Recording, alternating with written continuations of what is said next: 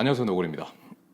네, 오늘은 제품 리뷰를 해보려고 하는데요. 바로 속도계입니다. 속도계. 스테이지스에서 나온 속도계인데요. 바로 스테이지스의 이름은 대시라고 하는, 이름이 대시라고 해요. 예, 대시 M50과 L50을 리뷰를 해볼 텐데요. 하나는 작은 거고 하나는 큰 제품입니다. 이 큰 거는 정말 엄청나게 크죠. 예, 상당히 큽니다. 일단 스테이지스는 어떤 회사냐면은 보통 이제 파워미터로 유명한 회사예요. 굉장히 좀 어느 정도는 좀 대중적인 파워미터를 만드는 회사고, 그 회사에서 만든 속도계인 것답게 굉장히 이 파워미터를 사용하시는 분에게 좀 최적화되어 있는 제품이 아닌가, 그런 생각을 해보게 됩니다. 참고로 이 제품은 제가 돈 주고 산 게 아니라 이 리뷰를 위해서 제품을 협찬을 해주셨고요. 이 둘 중에 하나는 제가 사용하고 하나는 반납할 예정입니다. 따로 비용 같은 걸 받고 리뷰하는 거는 아닙니다. 이 스테이지스 속도계는 방금 말씀드렸듯이 파워미터를 가지고 있는 분에게 굉장히 좀 적합한 디스플레이나 이런 구성들을 좀 가지고 있는데요. 일단 외형적인 디자인부터 말씀드리자면은 굉장히 특이한 부분이 하나 있습니다. 이게 보시면은 보통 이제 가민 마운트나 그런 것들은 여기 이제 동그랗게 마운트가 있는데, 얘는 이제 그런 마운트가 없고 이렇게 양쪽으로 이제 붙여야 되는 마운트예요.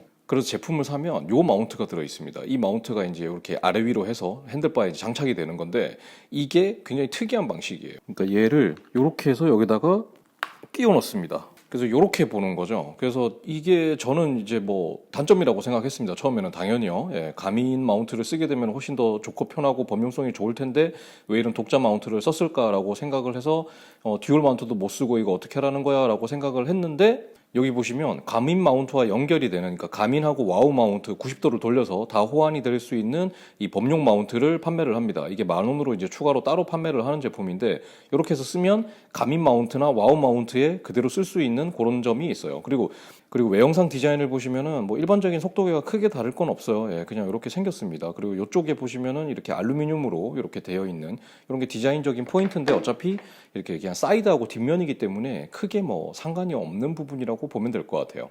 그리고 가장 큰 특징, 어떻게 보면 좀 진짜 특징 중에 하나인 부분은 뭐냐면, 이 제품은 진짜 가장 큰 단점을 먼저 말씀드리자면은 버튼이 정말 너무나 뻑뻑합니다. 어느 정도 뻑뻑하냐면, 제가 39년을 살아오면서 지금까지 만졌던 모든 전자기계나 기기들을 포함해서 가장 누르기 힘들고 뻑뻑한 버튼을 가지고 있습니다. 특히 어떤 거냐면 전원 버튼이 그래요. 자, 이쪽에 보시면은 요 측면에 이렇게 전원 버튼이 있습니다. 근데 이 전원 버튼이 지금 보시다시피 버튼이 큰 것처럼 보이지만, 이 중앙에 있는 이 작은 타격점을 정확히 클릭하지 않으면 전원 버튼을 누르기가 힘들어요.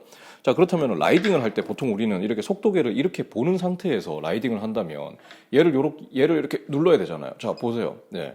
지금 저는 이 타격점을 알기 때문에 그런 거지만은 이게 라이딩을 하면서 누르기가 굉장히 힘듭니다.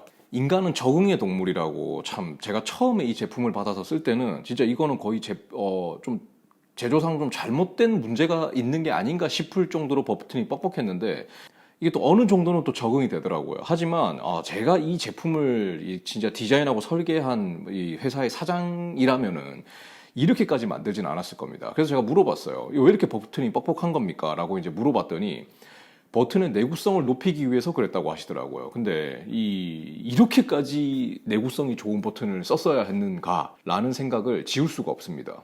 그래서 이 부분은 굉장히 좀 단점이다라고 말씀드릴 수 있을 것 같아요. 네, 하지만 말씀드렸듯이 어느 정도 쓰다 보면 좀 적응할 수 있는 부분이 있어요. 이렇게 버튼을 누르다 보면은 뭐 쓰다 보면 이 버튼도 좀 뻑뻑하긴 한데 쓰다 보면 좀 괜찮아요.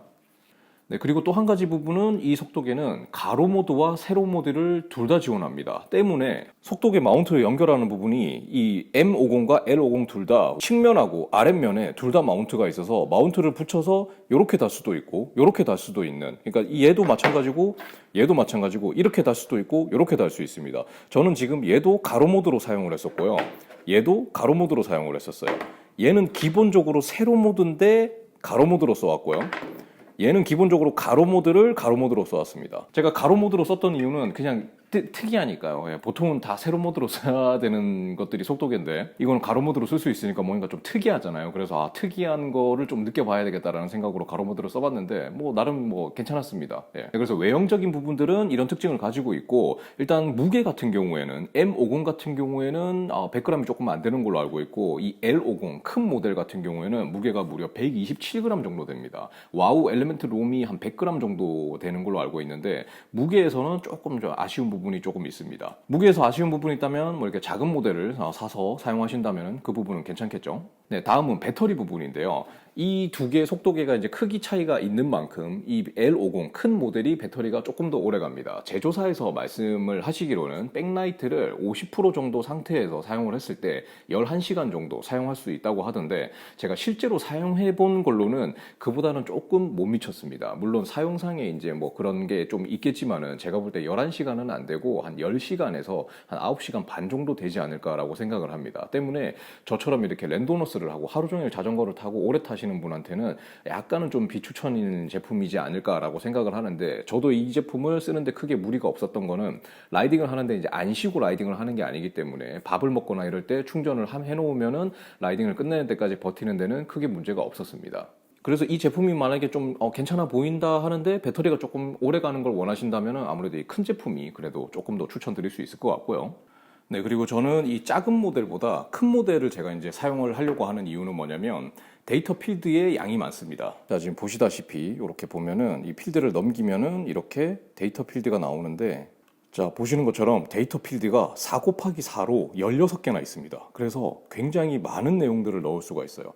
뭐 파워에 관한 것들, 뭐 시간에 관한 것들, 그리고 뭐 남은 거리, 내가 뭐 지금 배터리가 얼마나 남았는지, 온도가 몇인지, 뭐 획고가 얼마인지, 뭐 운동량이 얼마인지, 이런 것들을 많이 한 화면에 많이 넣을 수 있습니다. 이게 저한테는 이렇게 좀 이렇게 좋은 장점으로 이제 다가왔고요. 그리고 이제 이게 특징이 요 모드가 있습니다. 이 위젯인데요. 이게 가민에도 있는지 모르겠는데, 요게 이제 제가 파워라서 이제 제로 상태에서 뭐 100까지, 뭐 150까지, 200, 그리고 여기 뭐 230, 뭐 300, 그리고 이제 그 위까지 넘어가는, 여기 이제 게이지 형태로 나와서 라이딩을 할 때 이걸 보고 이제 라이딩을 하면 뭔가 이렇게 시각적으로 좀 직관적으로 이제 내가 얼마나 이제 밟고 있는지 이런 걸 보여주기 때문에 이런 부분이 참 좋다고 생각이 되고요. 그리고 지금 이렇게 아예 파워만 크게 해놓고, 평소에는 이렇게 탑니다. 예, 평소에는 이렇게 타고, 또 요 모드는 뭐냐면, 이 모드는 지금 나오진 않는데 지도 모드인데요. 이렇게 지도 모드로 해서 이제 보통 이제 길 찾아갈 때는 이렇게 지도를 크게 해놓고, 뭐 남은 거리, 다음 지점까지의 거리, 그리고 뭐 경사도, 이런 속도나 이런 것을 이제 커스텀을 해서 쓸 수 있기 때문에 데이터 필드가 많기 때문에 오는 장점이 많아요. 그래서 이렇게 4 곱하기 4를 처음에는 2페이지나 세팅을 해놓고 썼었는데, 이런 부분들이 이 제품의 나름의 장점이라고 볼 수 있을 것 같아요. 네, 그리고 이 데이터 필드 같은 경우에도 커스텀을 한 거를 여러 개를 놔둘 수가 있습니다. 그래서 뭐 이거는 이제 제가 세팅해 놓은 이제 너구리원이라고 해놨고요. 그리고 이제 이거 말고도 뭐 이렇게 워크아웃 모드가 있고 랜드스케이프 모드가 있고 여러 가지 모드를 커스텀해서 내가 이제 뭐 운동을 할 때, 뭐 이렇게 장거리 여행을 할 때 이런 모드에 맞춰서 사용할 수 있는 이런 부분들은 괜찮은 것 같아요. 아, 네. 그리고 또 한 가지 아쉬운 점은 스트라바 라이브 세그먼트가 안 된다라는 겁니다. 스트라바로 자동으로 로그가 업로드 되는 건 돼요. 이게 계정이 연동이 돼 있어서 라이딩을 끝나면 자동으로 스트라바에 올리는 거는 되는데, 스트라바 라이브 세그먼트가 되지 않는다라는 거는 제 개인적으로는 굉장히 좀 단점이라고 생각합니다. 뭐 어필을 갈 때나 이럴 때 어필을 이제 라이브 세그먼트를 등록을 해 놓으면은 이제 내가 뭐 얼마나 지금 빨리 가고 있고 정상까지 얼마나 남아 있고 이런 것들을 알 수가 있는데, 그게 지금 안 된다라는 건 아쉬운데, 다행히도 알아보니까 업데이트를 통해서 라이브 세그먼트가 될 수 있게 한다고 합니다. 그리고 또 한 가지는 뭐냐면, 전체 라이딩 코스의 고도표가 나옵니다. 맵을 넣으면은 고도표가 나와요. 근데 이게 예를 들어서 200km 거리면 200km 전체가 나온다라는 거죠. 그렇기 때문에 그 디테일한 가까운 확대가 안 되는데, 그것도 저는 굉장히 지금 단점이라고 생각하는데, 이 부분도 제가 물어보니까 향후에 금방 업데이트가 될 거라고는 하네요. 나온 지가 얼마 안 됐습니다. 출시된 지가 얼마 안 됐기 때문에 스테이지스 회사에서도 피드백을 받아서 계속 수정하는 과정에 있는 것 같더라고요.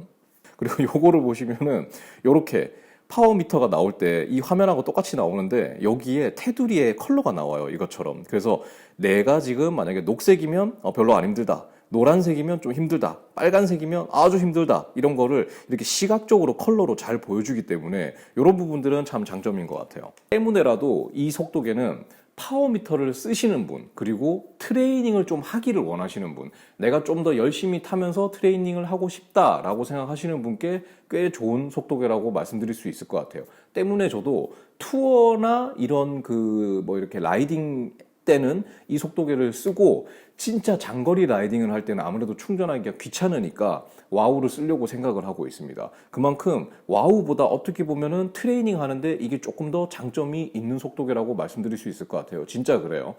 특히 그것 중에 하나는 뭐냐면 이 속도계는 스테이지스에서 운영하는 스테이지스 링크라는 사이트가 있습니다. 지금 화면에 나갈 텐데 이 사이트에 라이딩이 끝나면 바로 로그가 업로드가 됩니다.